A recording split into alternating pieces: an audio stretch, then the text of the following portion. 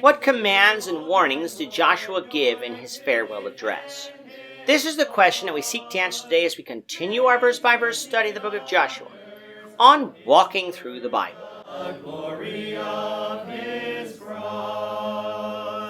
Today we're going to be discussing Joshua 23 verses 1 to 13, but before we do that, let's read the passage. If you have a Bible with you, turn to Joshua 23 verse 1, but if you don't have a Bible, don't worry, just follow along with us on the screen. The version that we'll be reading from is the New King James Version. So Joshua 23, beginning at verse 1.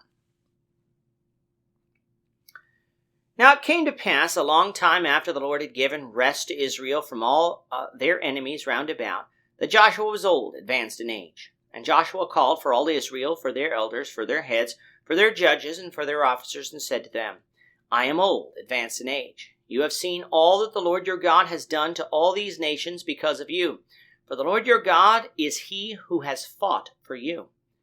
See, I have divided to you by lot these nations that remain, to be an inheritance for your tribes, from the Jordan, with all the nations that I have cut off, as far as the great sea westward. And the Lord your God will expel them from before you, and drive them out of your sight. So you shall possess their land, as the Lord your God has promised you.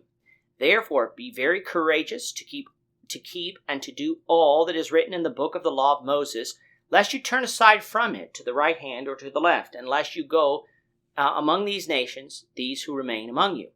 You shall not make mention of the name of their gods, nor cause anyone to swear by them. You shall not serve them, nor bow down to them, but you shall hold fast to the Lord your God, as you have done to this day. For the Lord has driven out from before you great and strong nations, but as for you, no one has been able to stand against you to this day. 1 man of you shall chase 1,000, for the Lord your God is he who fights for you, as he promised you. Therefore take careful heed to yourselves, that you love the Lord your God.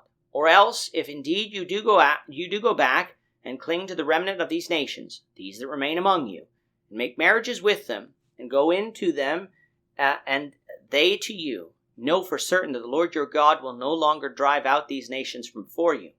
But they shall be snares and traps to you, and scourges on your sides, and thorns in your eyes, until you perish from this good land, which the Lord your God has given you. It's hard to believe, but unlike Moses, whose life and exploits we covered over the course of 4 books, that we're nearing the end of the life of Joshua, Moses' successor, after only 1 book. Joshua likely served as Israel's leader for a similar length of time as Moses, though it was almost certainly less than Moses. But we must remember, Moses and Joshua had different purposes. Moses was the leader and lawgiver who would lead Israel from Egypt to the land of Canaan. This took 40 years to accomplish, but there was much more work for Moses to do in order to prepare Israel to enter Canaan. When Joshua took over, he wasn't the lawgiver. He was the leader and military commander of Israel who would lead them into conquering the promised land. Following the completion of this task, Joshua would remain as leader, but it seems that he stepped back from the spotlight, allowing the priests, and the high priest especially, to step forward and fulfill his role as the religious leader of Israel. Verse 1 of chapter 23 says that a long time had passed since Israel had conquered Canaan. How long this was depends on how old you think Joshua was when Israel crossed the Jordan River. If he was the same age as Caleb, meaning 78, that means that 32 years had passed since the Jordan crossing, and 25 years had passed since Israel had received their inheritance, as Joshua would die at the age of 110. Before dying, just like Moses did, Joshua calls Israel together for a farewell address.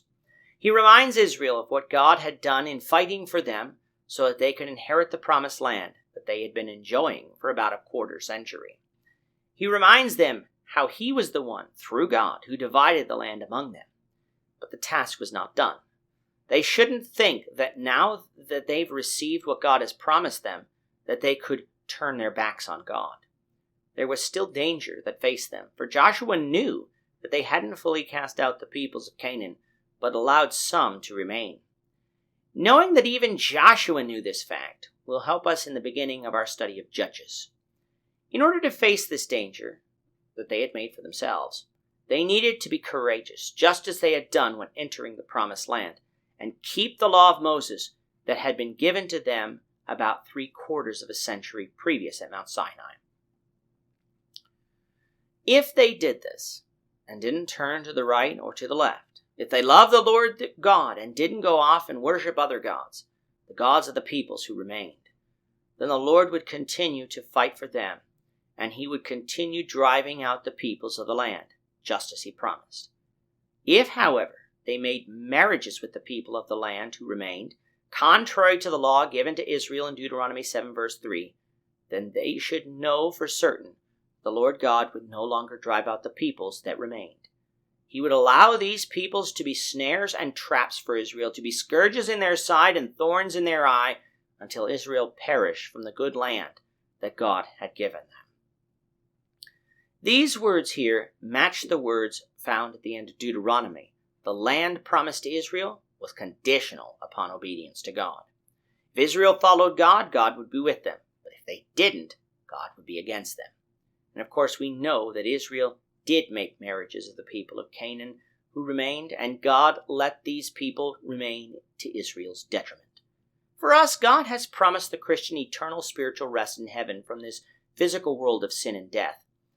But that is a promise that we haven't received yet, even if we're currently a Christian. And it is a promise that is conditional on continued faithful obedience to the will of God.